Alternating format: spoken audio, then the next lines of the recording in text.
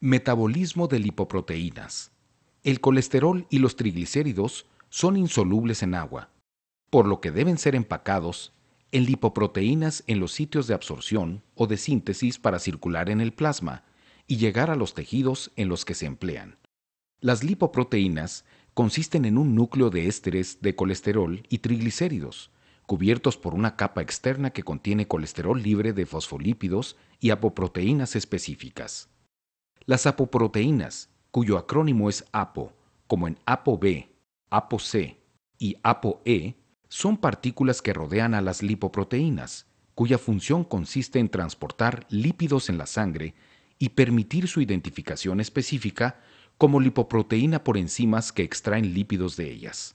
Por ejemplo, a través de la ApoB100, las lipoproteínas de baja densidad, LDL, durante su circulación por el hígado, son reconocidas por receptores celulares de los hepatocitos, mediante los cuales las endocitan. O bien, en tejidos periféricos, la ApoC2 activa a la lipoproteína lipasa localizada en los vasos capilares, la cual extrae triglicéridos de las lipoproteínas como kilomicrones y lipoproteínas de muy baja densidad VLDL. Cada tipo de lipoproteína varía en tamaño, densidad y composición de lípidos y clase de apoproteína.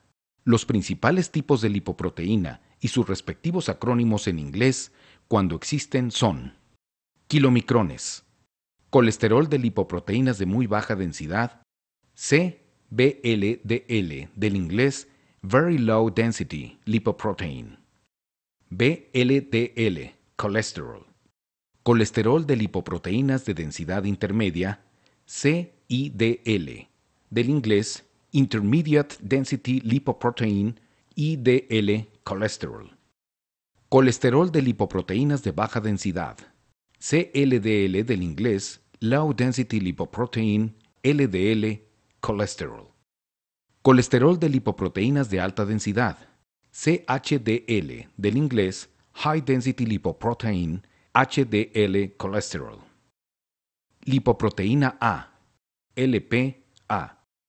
Entre las principales clases de lipoproteínas se encuentran subclasificaciones de lipoproteínas, pero en la clínica todas ellas se agrupan dentro de alguna de las clases mencionadas.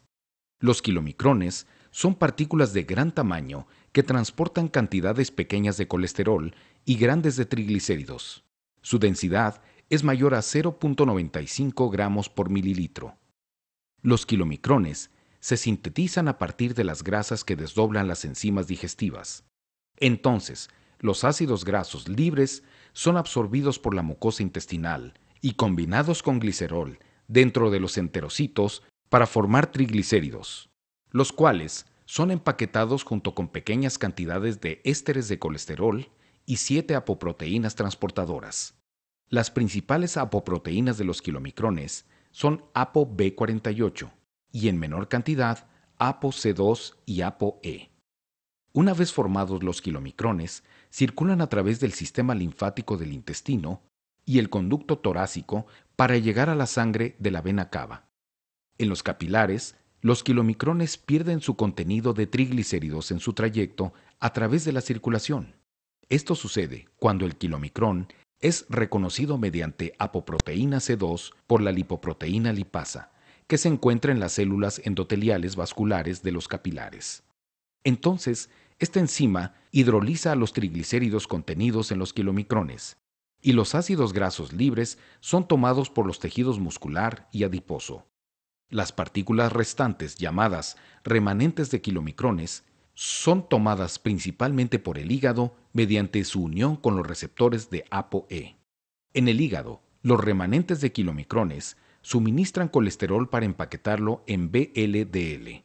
Por tanto, los kilomicrones y los remanentes de kilomicrones a los que se les ha extraído triglicéridos son las principales lipoproteínas, mediante las que se transportan las grasas y el colesterol de la dieta.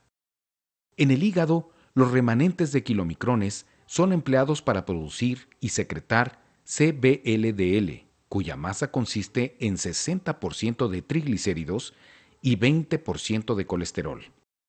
Estas lipoproteínas son partículas que transportan principalmente triglicéridos y su densidad es de 0.95 a 1.006 gramos por mililitro.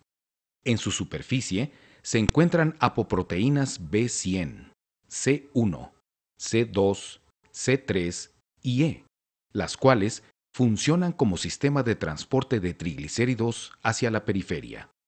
Las CBLDL también son sometidas a la actividad de la lipoproteína lipasa de los capilares. Entonces, esta enzima extrae ácidos grasos y glicerol al fragmentar triglicéridos, ya sea para el metabolismo energético de los tejidos, para su depósito en el tejido adiposo, para emplearlo en la construcción de membranas celulares o en la producción de hormonas. En este proceso, las VLDL se convierten en remanentes de VLDL, debido a que tales remanentes continúan su pérdida de contenido de triglicéridos y de que estos son tomados por el tejido adiposo o el muscular. Los remanentes de VLDL se transforman en IDL. Las IDL, cuya densidad es de 1.006 a 1.019 gramos por decilitro, transportan triglicéridos y colesterol y en su superficie se encuentran las apoproteínas B100, C3 y E.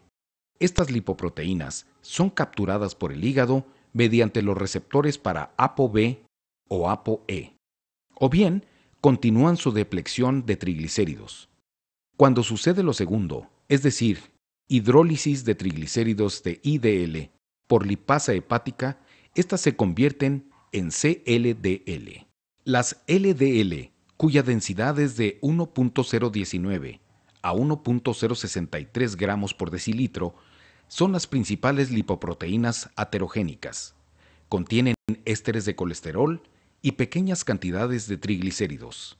En su superficie se encuentra la apoproteína B100, la cual es el ligando para el receptor de LDL en el hígado. Las cifras plasmáticas de CLDL están controladas por la actividad del receptor para CLDL de los hepatocitos, cuya expresión aumenta o disminuye de acuerdo con el mayor o menor contenido intracelular de colesterol en los hepatocitos respectivamente. Las HDL, cuya densidad es de 1.063 a 1.21 gramos por decilitro, son antiaterogénicas. Las HDL se sintetizan en el hígado y las células intestinales y consisten en partículas pequeñas con escaso contenido de lípidos formadas por ApoA1 y fosfolípidos. Dentro de las paredes arteriales, la apoproteína A1 de la HDL, al interactuar con el transportador A1 del cassette de unión de trifosfato de adenosina, extrae el exceso de colesterol de las reservas intracelulares de colesterol de los macrófagos que se encuentran en la placa de ateroma. Después, la lecitina, colesterol aciltransferasa, esterifica al colesterol libre dentro de la HDL.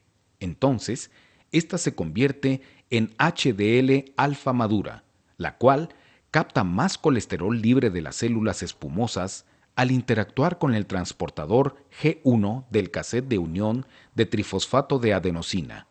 Después, la HDL alfa madura regresa a la circulación sanguínea para devolver el colesterol al hígado por dos vías. La primera, por interacción de la proteína de transferencia de ésteres de colesterol que transfiere el colesterol a las VLDL o a las LDL, las cuales, después, son capturadas por el hígado por el receptor para LDL. La segunda, a partir de la captura selectiva de colesterol por el receptor depurador B1 de los hepatocitos.